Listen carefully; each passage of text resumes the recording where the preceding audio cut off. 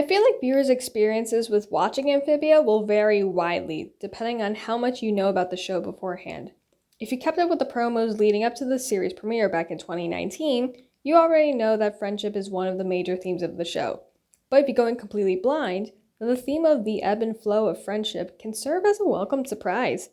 In either case, along with the slapstick comedy, pop culture references, world building, and action, there's this one scene in Amphibia that I feel perfectly encapsulates one of the deeper themes for the series. It's one of my favorite scenes of the show because it's so well written. I come back to it all the time because of how powerful it is. And after watching Anne's moment of realization in the episode All In, this scene holds even more weight. The scene I'm talking about is not from any of the double-length episodes, or from any of the groundbreaking season finales. It comes right from episode 1, with Anne's first real adventure with Sprig Planter. Today, I'm going to talk about the scene at the lake from Amphibia, Season 1, Episode 1, Best Franz. To understand the importance of the scene, we of course have to go over the context, so I'm going to briefly summarize the events leading up to the scene in question. In episode 1A, Anne or Beast, we meet Anne Boonchoy, a 13-year-old human girl who has been magically transported to the world of Amphibia, a world made up of talking amphibians. By the end of the episode, she decides to stay with the Planters, a frog family from the town of Wartwood, until she can find a way home. Episode 1B, Best Franz, opens with a flashback of Anne back in the human world. We see Anne at a thrift store, looking at a music box. Her two unnamed friends are watching her from outside through a window. Anne is hesitant, but her friends reassure her. Then she goes through with stealing the music box. We then cut to the three girls opening the music box, revealing to the audience how they ended up in Amphibia. Anne wakes up, thinking it was all a dream, only to learn that it wasn't, and she is, in fact, currently in a world with talking frogs. One of the members of the Planter family, Sprig, asks Anne about her life back in the human world. Anne highlights how much she misses her friends. To distract her from her homesickness, Sprig decides to be her friend in the meantime and hang out with her. They decide to go to a nearby lake, but Hop Pop, the patriarch of the family and Sprig's grandfather, doesn't want Anne to attract any attention, so he locks them in the house. So Anne coerces Sprig to sneak out to the lake with her. When they finally get to the lake, they see a cryptic sign warning them not to swim in the lake. Sprig thinks there's something dangerous afoot and tries to stop Anne, but Anne accuses Sprig of not being a good friend for holding her back. When he's confused, Anne says these words. Look, if a friend likes a pencil case, you get it for them. If your friend likes your new shoes, you give them to her. And if a friend wants you to steal a crazy music box from a thrift store, even if you really don't want to, you do it, okay? Because if you don't, they might not want to be your friend anymore. If you go into this episode knowing that friendship will be a recurring theme in the show, then this is the scene where it all comes together.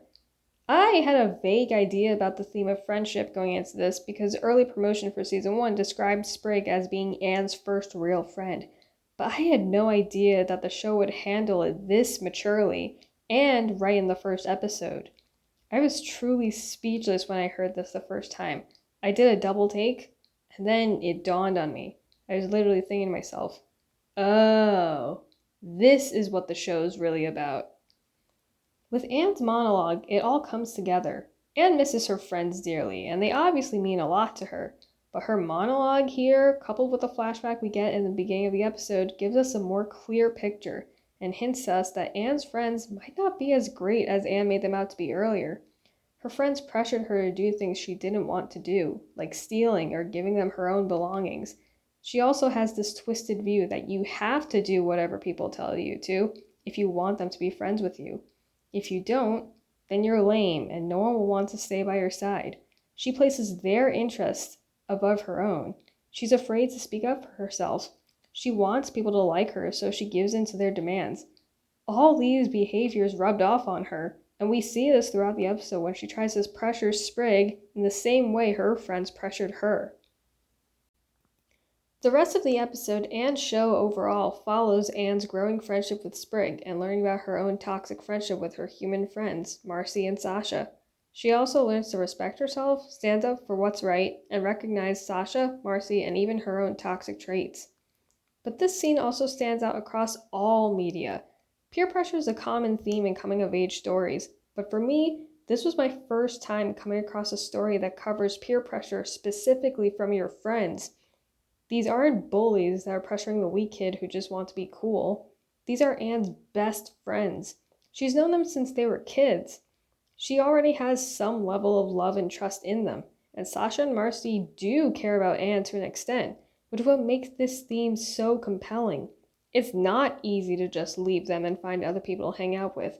These are people she's tied to. Learning to work through their problems will take time and patience and forgiveness. We don't even know if the three girls will be friends by the end of the series, at least as of the moment I'm recording this, half an hour before the series finale airs. This scene is made even better with one of my favorite scenes from the series' penultimate episode, All In. Without going into too many spoilers, in the middle of the episode, Anne has this moment of realization. She reflects that before coming to Amphibia and meeting the planters, she always took the easy route in life. She would go with the flow and do what she was told. And as a result, she let people, specifically her friends, boss her around because at her core, she didn't truly love herself enough to stand up for herself. Her journey in Amphibia changed that. She now loves and respects herself more than ever and doesn't let anyone walk over her. Executive producer of the show, Matt Brawley, also stated in a recent interview with the Geeky Waffle that Anne actually has two character arcs in the series. The first one's more surface level and center stage. It's about her learning from her mistakes, growing up, becoming more confident in herself, and learning to do the right thing. The second one is a little less obvious. It's about her learning to love herself and respect herself. Her speech in All In is such a great scene on its own and perfectly embodies Anne's arc in the show. And I couldn't help but tie it back to that scene in episode 1B, Best Franz. I think these two scenes together portray a before and after shot. Anne at the beginning of the series versus her at the end. I revisit the scene in Best Franz all the time. Every time I watch it, I'm blown away at how cleanly and maturely it addresses the topic of complicated friendships. And myself and so many people can relate to this. Brenda Song also kills it with her performance here. This will forever be one of my favorite moments in Amphibia. That's the end of my breakdown. I hope you enjoyed this video. Comment below your favorite scene from Amphibia and why. Take care. Thanks for watching.